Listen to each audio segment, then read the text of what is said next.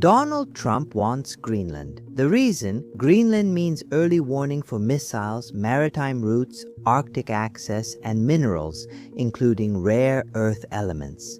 The question is, how feasible is it to mine rare earth elements in an extreme region like Greenland? Stay until the end to find out the answer. Rare earth elements are a group of chemical elements, the lanthanides, with atomic numbers from 57 to 71, so 15 elements plus scandium and yttrium. They are not rare in terms of abundance in the Earth's crust. They are difficult to obtain as separate elements. Most rare earth elements are dispersed in the Earth's crust, and when they do concentrate, as we need them, they appear as very close chemical neighbors. In the periodic table of elements, it is precisely this closeness in the periodic table that makes them expensive. The separation of neodymium, atomic number 60, from praseodymium, its neighbor, atomic number 59. It requires large-scale chemistry because these atoms have very similar chemical properties, being very close in the periodic table, and that's why they are hard to separate from each other. We have light and heavy rare earths. The light ones dominate many deposits by mass, while the heavy ones are usually rarer, often more valuable and critical. For magnets that need to operate at high temperatures, the economics of a deposit depend on the composition of elements it contains. In practice, you sell a mixture of elements, not a single element. You've probably encountered seemingly trivial situations, a message from a courier, an urgent invoice, or an attachment that looks legitimate. A single click is enough for things to escalate quickly. That's why I use Bitdefender. Total Security is a solution that offers complete protection for Windows, macOS Android, and iOS on up to 5 devices. It runs discreetly with minimal impact on performance but constantly monitors activity on the system. What I especially appreciate is the fact that the protection is real and well structured.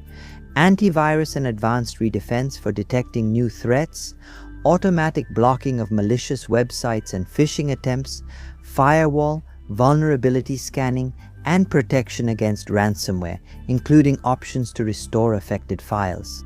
On the privacy side, it includes useful features like a password manager and a VPN, with 200 megabytes per day per device for safer browsing, protections for online transactions, and tools that limit online tracking. It can be tested for free for 30 days, enough to give you a clear idea of how it works in practice. The link is in the description if you want to find out more. The main use of rare earth is in permanent magnets, especially neodymium iron boron magnets, which use neodymium, popularly known as neodymium magnets. These magnets are used in motors for electric vehicles, wind generators, robotics, drones, precision servo motors, and actuators. Rare earths are also used in phosphors for LEDs and digital displays, or as catalysts in oil refining and special alloys. In 2024, the global production of mined rare earths was about 390,000 tons. China mined about 270,000 tons, the United States about 45,000 tons, and Australia about 13,000 tons. However, mining is only the first stage. Very important is the separation of rare earths from the chemical stream, obtaining the metals, and manufacturing the magnets. Among these, the separation of rare earths is usually the most difficult and the most expensive. It's part of the industrial chain. It requires large chemical plants, many stages, and strict control of impurities and waste. It's important to know that global reserves of rare earths are estimated at about 110 million tons. China has the largest reserves, with about 44 million tons, followed by Brazil with 21 million tons, and India with about 7 million tons. Greenland has about 1.5 million tons in reserve. Notice how Greenland's reserves are almost 30 times smaller than China's. That already says quite a lot about the stakes of Donald Trump's operation. It's not just about exploiting the land, but also about gaining access to other resources. Critique that Greenland has underground, such as lithium, graphite, copper, zinc, iron, lead, gold, diamonds, rubies, plus the potential for hydrocarbons, oil, and gas.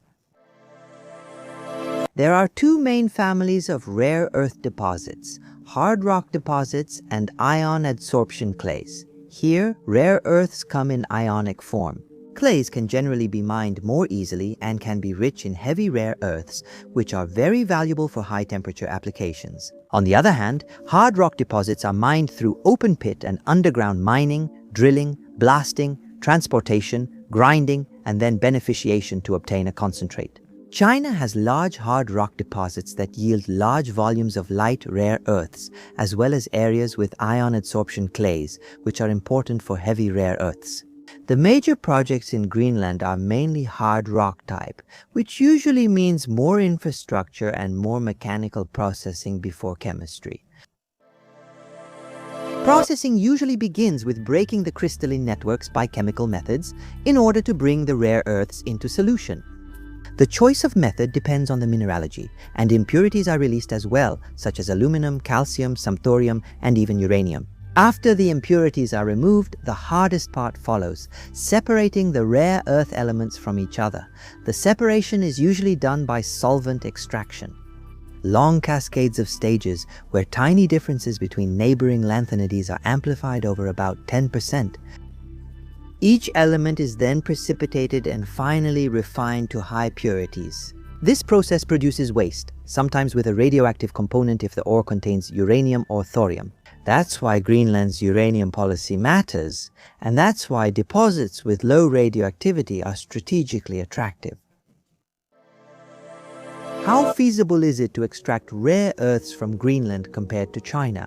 From the start, it must be said that Greenland is disadvantaged in several respects. First of all, Greenland is an isolated territory with minimal internal road connectivity. Logistics are handled either by ships along the coasts or by planes, and the operating windows depend on the weather and ice. A mining operation in Greenland has to build its own industrial ecosystem. Port, fuel and reagent storage, workshops, housing, medical services, and large stockpiles. To survive supply interruptions, any missing spare part becomes a safety risk. When it comes to processing and separation, the technological flow requires acids, caustic bases, diluents, and many other consumables. If Greenland wanted to do the separation on its own territory, it would have to import all these materials and manage the waste on site. In China, the consumables arrive by truck and train from a mature, integrated, and inexpensive chemical industry. In addition, Greenland is cold, with a challenging lifestyle and harsh operating conditions.